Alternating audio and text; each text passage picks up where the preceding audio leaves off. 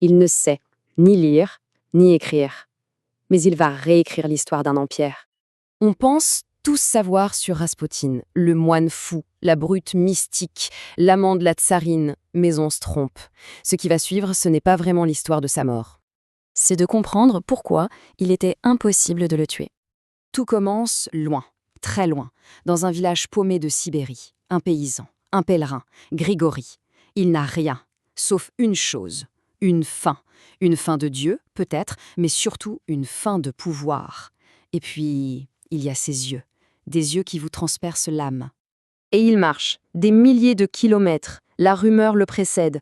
On parle d'un starets, un homme saint. Il arrive à Saint-Pétersbourg en 1905. La ville est une cocotte minute prête à exploser. Révolution, répression, et au milieu de tout ça, un couple impérial terrifié. Le tsar Nicolas II et la tsarine Alexandra. Ils ont tout ce qu'on peut désirer. L'or, le pouvoir absolu. Sauf l'essentiel. Un héritier capable de leur succéder.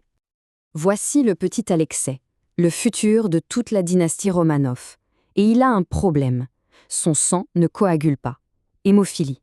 La moindre égratignure est une condamnation à mort. Les médecins n'y peuvent rien. L'impératrice désespérée se détourne de la science et se tourne vers les mystiques. Et c'est là qu'il entre en scène. On appelle l'homme de Sibérie en catastrophe. Le gamin hurle de douleur, une crise terrible. Raspoutine s'approche. Il ne le touche même pas. Il prie.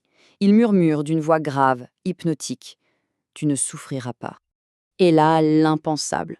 L'hémorragie s'arrête. La douleur disparaît. Alors quoi? Un miracle? Une séance d'hypnose? Ou juste le fait d'avoir stoppé l'aspirine, un anticoagulant que les médecins, ironie du sort, lui donnaient? Au fond, peu importe. Pour l'impératrice, c'est un envoyé de Dieu. Point. À partir de cet instant, Raspoutine n'est plus un simple invité au palais. Il devient la clé de voûte de tout le système. Il est la seule chose, littéralement, qui maintient en vie l'héritier et donc l'empire tout entier. Évidemment, tout le monde ne gobe pas l'histoire du miracle. Surtout un homme, Piotr Stolypine, le Premier ministre, un roc, le seul homme d'État qui tient encore la Russie debout. Et lui, il méprise Raspoutine. Il voit clair dans son jeu. Pour lui, c'est un charlatan. Une menace.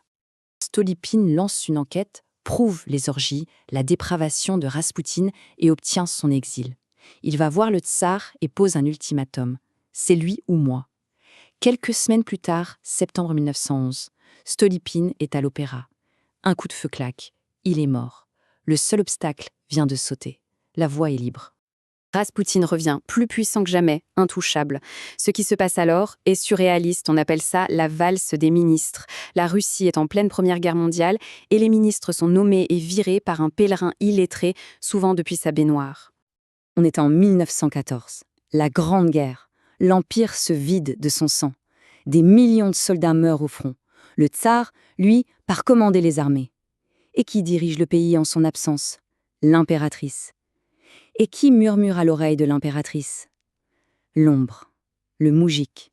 Pour l'aristocratie, c'est clair, ce paysan les conduit tous au suicide.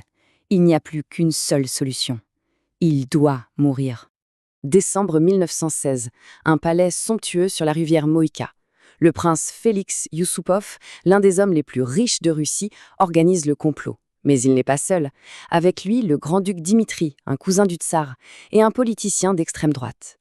Le sang, la famille et la politique, les trois piliers de l'Empire réunis pour le tuer. Le piège est parfait. On l'attire dans un sous-sol. On lui sert du vin, bourré de cyanure, de quoi tuer 10 hommes. On lui sert des gâteaux, eux aussi empoisonnés. Raspoutine mange, il boit, il réclame même de la musique. Et il ne se passe rien. Absolument rien.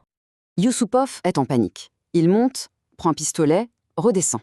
Il tire, en plein dans le dos. Raspoutine s'effondre. Ça y est, c'est fini. L'Empire est sauvé. Sauf que non. L'homme se relève, du sang coule de sa bouche. Il rampe vers la sortie. Les assassins lui tirent dessus à nouveau. 2 fois, ils le tabassent avec une matraque. Il respire encore. Alors, de guerre lasse, il l'enroule dans un tapis, le ligote et le jette dans un trou dans la rivière gelée. Et voici le détail qui change tout. Quand on retrouve son corps, l'autopsie est formelle. Les médecins trouvent de l'eau dans ses poumons. Ça ne veut dire qu'une chose. Il était encore vivant quand ils l'ont jeté à l'eau. Il s'est débattu. sous la glace. C'est ici que le mythe est né, l'homme que personne ne pouvait tuer. On s'arrête souvent là, mais c'est une erreur, car la question la plus importante n'est pas là. Tout le monde s'est focalisé sur sa mort incroyable, mais on a raté l'essentiel. Sa mort n'a servi à rien.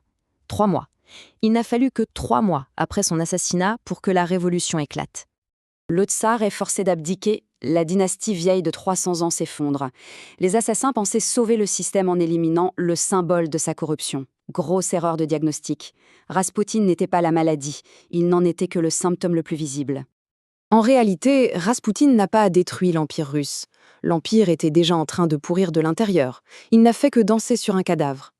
La vraie leçon de cette histoire, ce n'est pas de savoir s'il était un saint ou un démon. C'est de comprendre que lorsque le pouvoir devient vide, lorsque la tête de l'État perd la raison, les monstres s'engouffrent dans le vide. Finalement, l'agonie de cet homme seul sous la glace n'était que le miroir de l'agonie de tout un empire, et ce n'était que le prélude.